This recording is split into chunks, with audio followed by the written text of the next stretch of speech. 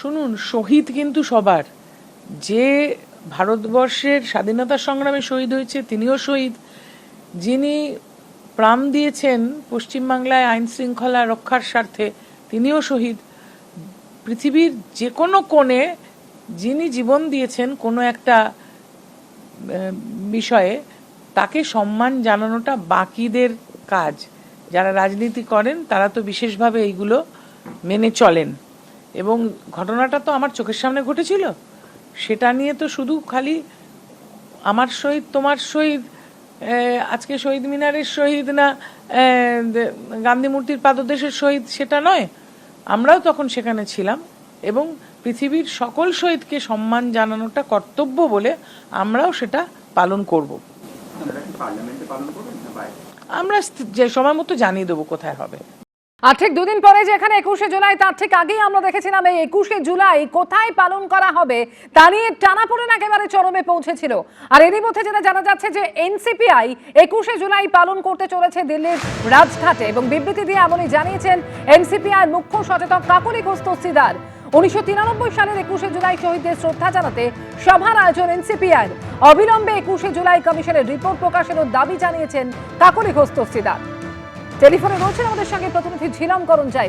ঝিলম, দিল্লির রাজঘাটে 21শে জুলাই পালন নিয়ে এনসিপিআর তরফ থেকে ঠিক কি বলা হয়েছে? প্রেস বিজ্ঞপ্তি দিয়ে কাকলি ঘোষ দস্তিদারের পক্ষ থেকে জানানো হয়েছে যে 21শে জুলাই যারা শহীদ হয়েছিলেন 1993 সালে, তাদের স্মরণে রাজঘাটে এনসিপিআই এর পক্ষ থেকে একটি প্রেয়ার মিটিং করা হবে, প্রার্থনা সভা করা হবে। সেখানে যারা যারা মারা গেছেন 21শে জুলাই 1993 সালে, তাদের স্মৃতির উদ্দেশ্যে তর্পণ করা হবে। এবং একই সঙ্গে এই যে তারা যে প্রার্থনা করবেন, সেই প্রার্থনার পাশাপাশি তারা আরো বেশ কিছু বিষয় 3 দফা দাবি রাখছেন। সেই দাবির মধ্যে যেমন তুমি বলছিলে যে এই 21শে জুলাই 1993 সালে একটা জুডিশিয়াল কমিশন করা, মনীশ গুপ্তকে জনসমক্ষে ক্ষমা চাইতে হবে ওই ঘটনায় গুলি নির্দেশ দেওয়ার জন্য। এর পাশাপাশি নিরপেক্ষ তদন্তেরও একটি দাবি করা হচ্ছে। অর্থাৎ 21শে জুলাইকে কেন্দ্র করে তৃণমূল কংগ্রেস যেমন বিভাজিত, কংগ্রেস অন্য জায়গায় তারাও নতুন করে 21শে জুলাই ভালো করে বড় করে শহীদ মিনারে পালন করবে।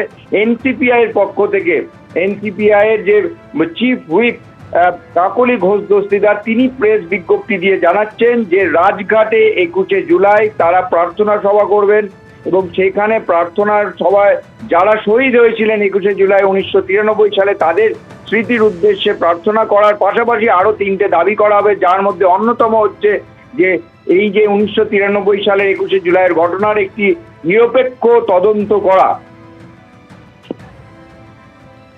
একেবারে এই দাবি জানানো হয়েছে এনসিপিআর তরফ থেকে, এবং বিবৃতি দিয়ে এমনই জানানো হয়েছে। ধন্যবাদ ছিলাম তোমাকে। এবিপি আনন্দ, এগিয়ে থাকে, এগিয়ে রাখে।